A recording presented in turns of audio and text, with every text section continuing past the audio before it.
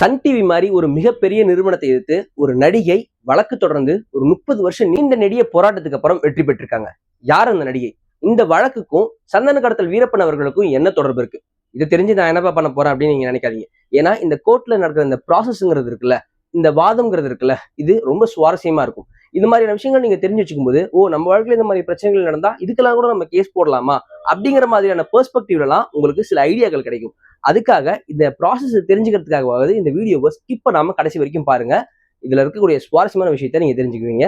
S, இப்ப வீடியோக்குள்ள போகலாம். இந்த கேஸை பத்தி தெரிஞ்சுக்கணும்னா நம்ம 30 வருஷம் பின்னோக்கி போகணும். அதாவது 1996 வருஷம். உங்களுக்கு தெரியும், அந்த மாதிரியான காலகட்டங்கள்ல எல்லாம் பெருசா சேனல்கள் கிடையாது. அப்ப சென்ட்ரல் லெவல்ல, அதாவது இந்தியா லெவல்லன்னு பாத்தீங்கன்னாலே தூர்தர்ஷன் அந்த பொதிகை அந்த சேனல் தான் இருக்கும். நம்ம லோக்கல் ரீஜனல் லெவல்லன்னு பாத்தீங்கன்னா சன் டிவி தான் அன்றைய காலகட்டத்துல சேனல்ஸ் இருக்கு. இப்போ அந்த காலகட்டத்துல இருந்தே நம்ம நிறைய நியூஸ்ல நம்ம சின்ன வயசுல வளரும் போது எல்லாமே கேள்விப்பட்டிருப்போம். சந்தன கடத்தல் வீரப்பன் அப்படின்னு. அவரோட இயற்பெயர் கோசே முனுசாமி வீரப்பன் அப்படின்னு ஒருத்தர் இருந்தாரு. அவரை பிரபலமா எல்லாராலும் சந்தன கடத்தல் வீரப்பன் அப்படின்னு தான் அடையாளப்படுத்தப்பட்டார். அவரை பத்தியும் இந்த கேஸ்ல நீங்க தெரிஞ்சுக்க வேண்டிய தேவை இருக்கு. ஏன்னா 1996 காலகட்டங்கள் எல்லாம் இவரை எப்படியாவது அரெஸ்ட் பண்ணியே ஆகணும், இவரோட விஷயங்கள்லாம் ரொம்ப சட்டங்களுக்கு எதிராக இருக்கு அப்படின்னு சொல்லி இவர் மேல பல விஷயங்கள், இன்னும் சொல்ல போனா 2 மாநில அரசுகளுக்கே எப்பவுமே ஒரு பதட்டமான நிலைமையிலேயே வச்சிருந்தாரு அப்படிங்கிற மாதிரியான விஷயங்கள்லாம் இருக்கு. அதுக்குள்ள நம்ம டீட்டெயிலா போக தேவையில்ல. பட் இவர் தெரிஞ்சுக்கோங்க, கோசே முனுசாமி வீரப்பன் அவர் தான் சந்தன கடத்தல் வீரப்பன். அவர் அவ்வளவு சீக்கிரம் எல்லாம் பாத்திர முடியாது. காட்டுப்பகுதிகளில் தான் அதிகமா இருப்பாரு. அவர் எந்த போலீஸ் யாரு நினைச்சாலும் அவ்வளவு அசால்ட்டாலாம் டக்குலாம் அவரை ரீச் பண்ணவே முடியாது. அப்படி இருக்க சூழல்ல தான் நக்கீரன் பத்திரிகையை சேர்ந்த கோபால் அவர்கள் அவரை தனிப்பட்ட முறையில போய் ஒரு பேட்டி எடுத்துட்டு வராரு.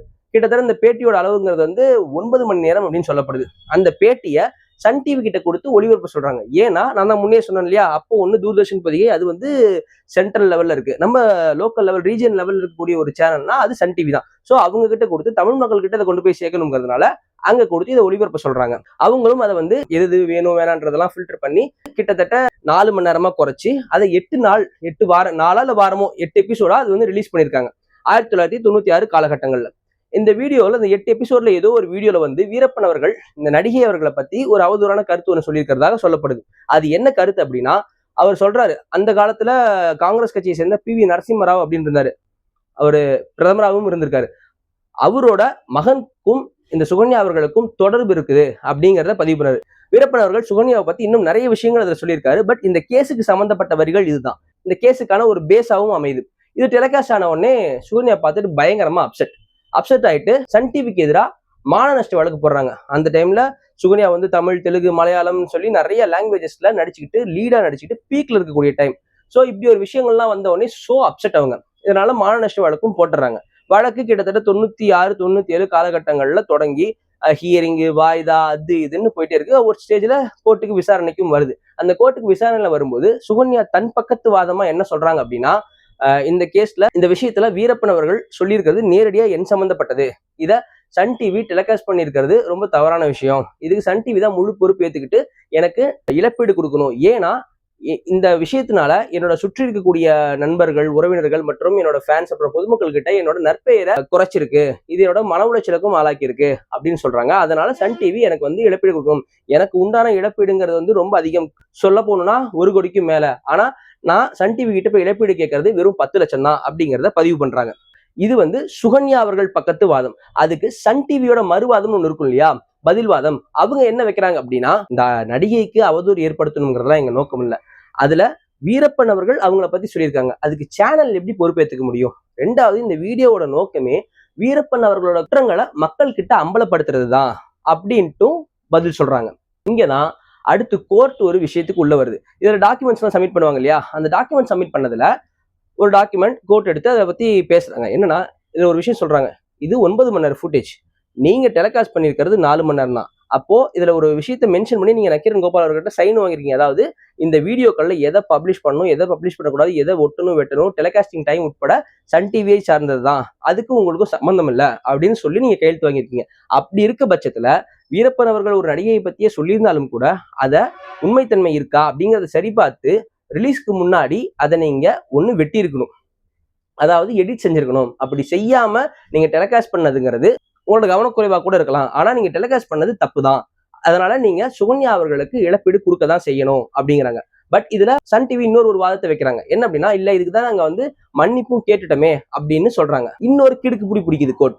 அவங்க கோர்ட் என்ன சொல்றாங்க அப்படின்னா, ஒத்துக்கிறோம், நீங்க இதை டெலிகாஸ்ட் பண்ணது எதில் டெலிகாஸ்ட் பண்ணீங்க? சன் டிவில டெலிகாஸ்ட் பண்ணிருக்கீங்க இந்த வீடியோவை. நீங்க மன்னிப்பு எதுல கேட்டிருக்கீங்க? நக்கீரன் பத்திரிகையில மன்னிப்புன்னு கேட்டிருக்கீங்க. சன் டிவி ஆடியன்ஸோட ரீச்சும் நக்கீரன் பத்திரிகையோட ரீச்சும் ஒன்னா? நீங்க மன்னிப்பு கேட்டதே அதே மாதிரி எதுல நீங்க டெலிகாஸ்ட் பண்ணீங்களோ அந்த சன் டிவிலே கேட்டிருந்தீங்கன்னா கூட உங்களோட மன்னிப்போட உண்மைத்தன்மையில நாங்க கொஞ்சமாவது ஒரு நம்பகத்தன்மை இருந்து நாங்க ஏற்றுருப்போம்.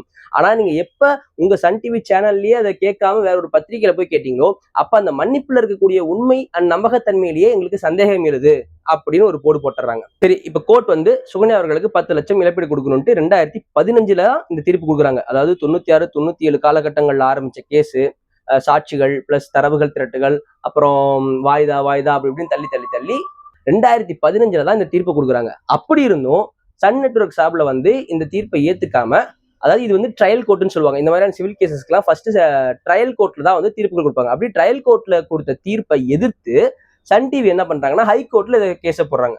அந்த ஹைகோர்ட்ல போட்ட கேஸும் 2015 போட்ட கேஸு அதான் இழுத்து கிட்டத்தட்ட 2026 இந்த ஒரு 2-3 நாளைக்கு முன்னாடி ஒரு வாதம் வந்து தீர்ப்பு சொல்றாங்க.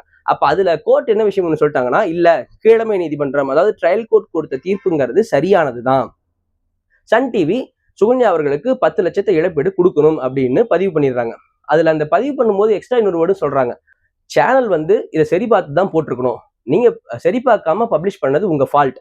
இதுல இன்னொரு விஷயம் என்ன அப்படின்னா, அந்த ஜட்ஜஸாவது வந்து இதுல கவனக்குறைவுன்னாங்க. ஆனா இங்க என்ன சொல்றாங்க அப்படின்னா, இதுல நீங்க பர்டிகுலரா இது உண்மை இல்லைன்னு தெரிஞ்சு நீங்க வேணுமே ஒரு வியூவர்ஷிப்புக்காக நீங்க டெலிகாஸ்ட் பண்ணியிருக்கிறதாக ஒரு சந்தேகம் இருக்கு.